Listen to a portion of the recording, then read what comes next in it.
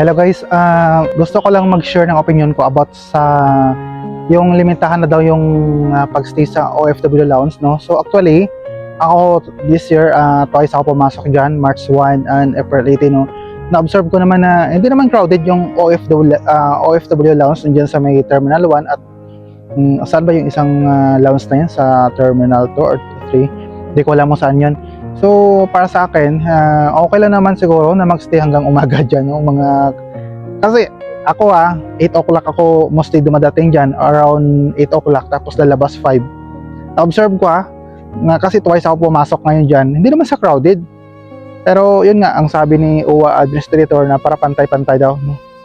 Para makapasok din iba siguro dyan eh. Pero para sa akin, mostly yung mga nagstay palagi, mga seafarers, mga seabees, sila talaga yung marami dyan. Yung mga land-based, konti lang. Mga seafarers naman, pumapasok dyan, hindi na naman sila magtatagal kasi alis naman sila talaga lagi, no? Na lagi lang naman na short time sila dyan, no? Ilang oras lang sila dyan. Yung mga nagtatagal talaga dyan, yung mga seabees, no? Hindi, mga land-based, no? Tulad sa atin, no? Mga land-based tayo, yun ang nagtatagal palagi dyan, no? Pero para sa akin, hindi naman sa crowded. So, sabi ni UWA administrator, para pantay-pantay daw, no? Para siyempre makatikim din ng benefits yung iba na makapasok siguro dyan. So, hindi naman lahat ng OFW pumapasok din eh, kapag bumabalik, di ba?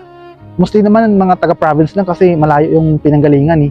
Alam nga naman travel pa yun ng araw eh, kasi umaga na yung flight na ng mga OFW, di ba? Mostly gabi yun, galing probinsya, kaya nagstay sila dyan. At yun, no, well, decision na yun dyan kasi kayo yung UWA administrator, kay Sir Arnel Ignacio dati, okay naman. Pero okay lang, kung yun ang ninyo, yung opinion, diretso, yung memorandum. Pero sa amin, kung gusto niyo tumulong sa OFW, edi sapat-sapatin na lang ninyo sana, no?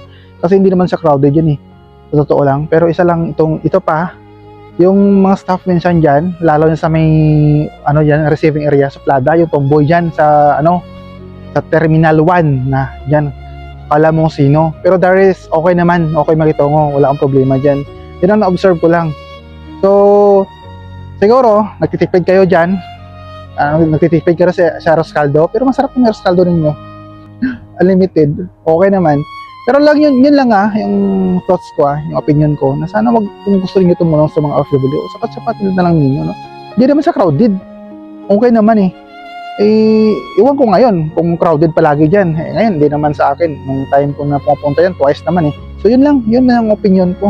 Bye. Yumi dito, grabe. Yumi na sa Saudi, tag-init talaga.